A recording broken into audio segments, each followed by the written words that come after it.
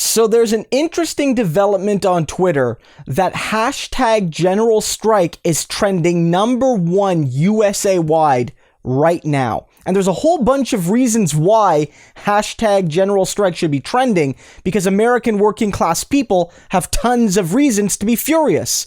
But in particular, what's happening right now is it was announced earlier today that the Congress is basically taking a late summer, early fall vacation while millions, tens of millions of Americans don't have jobs, don't have health care, are at risk of losing the jobs they do have if they're lucky enough to have one, and are at risk of losing their housing as tens of millions potentially could be evicted all over the country.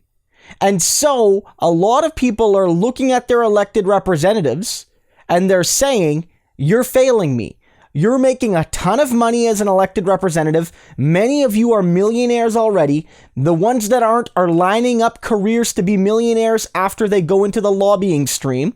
And yet, working class people who, through no fault of their own, are struggling right now, are being told to just hope and pray that something gets to them. There's no stimulus. There's no protection for renters. There's nothing about giving people, jobs when they need them. There's nothing about healthcare protections being organized by the Congress. And I know that most people realize this is coming largely from Mitch McConnell and the Republicans, but corporate Democrats are not innocent here either.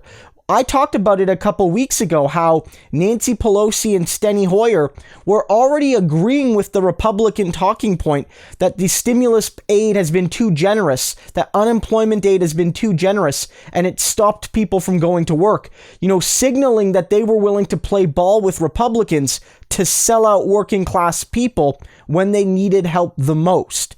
And so people are saying general strike, because what working class people realize, they don't always know this, they should hopefully always know this, but it often only comes out during times of crisis. What they start to realize, and they realized it, for instance, here in Canada, in Winnipeg in 1919, the Winnipeg General Strike, what they realize is that when the chips are down, workers have one thing above all to give themselves power: the choice to withhold their labor. Whether unionized or non-union, a general strike withholding your labor has the ability to affect systems. It has ability to grind the profit system to a halt, or to severely hinder it and hamstring it. And so a lot of people are saying, look, we're not getting our part of the social contract. Ed Markey just put out a great ad tonight where he opened by saying the deal is working class people work and they get security and dignity and opportunity. When the contract is broken, the working class people have a right and indeed a responsibility to demand a political revolution to fix things. And that's what people with this hashtag are saying right now. And it's also very encouraging to me, because what a general strike says is that politics is about more than voting. Voting's important. Ballots are important. Debates and electoral strategies are important. Don't get me wrong.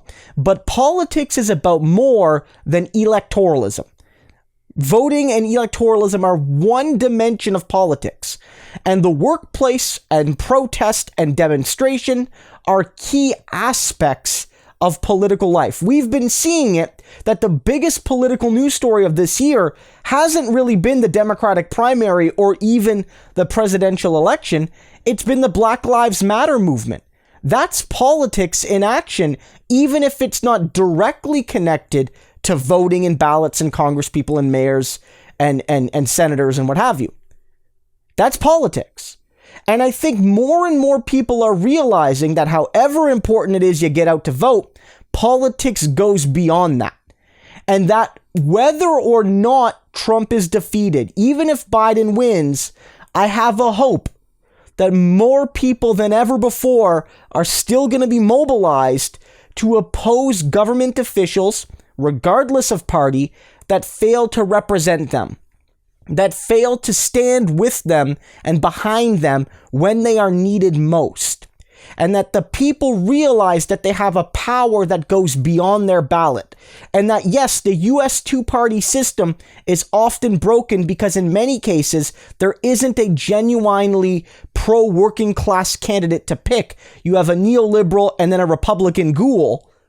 You know, the strike, the protest, the demonstration is a way that you can make your voice heard even when the political formal systems don't give you a voice. And so that's my real hope. Look, right now it's looking okay for Joe Biden in terms of his ability to win the next election. But as I've noted on this channel a ton, Joe Biden's not going to solve the issues that face American working class people. He doesn't want to solve them. He doesn't have the ability to solve them.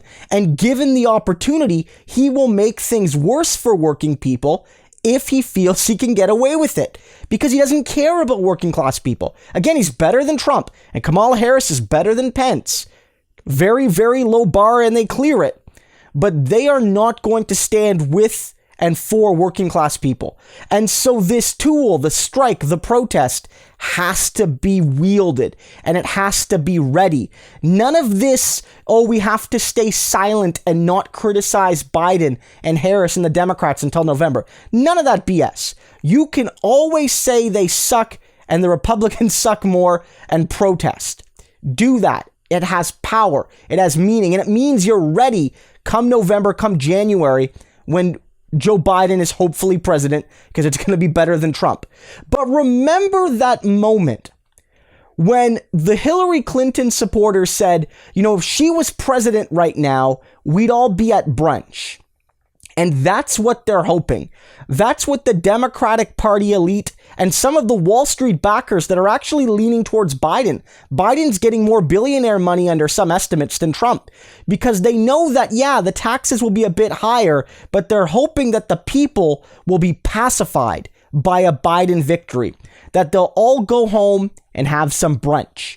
But as long as Americans are talking about a general strike, as long as Americans are talking about really mobilizing themselves as working class people, there's a hope that whether a Republican or a Democrat wins in November, that there will be a resistance to them. And that's making me super optimistic for the building of a working class movement that, yes, you know, has a lot to thank Bernie Sanders for, but that's going to go beyond him and even beyond his electoral project.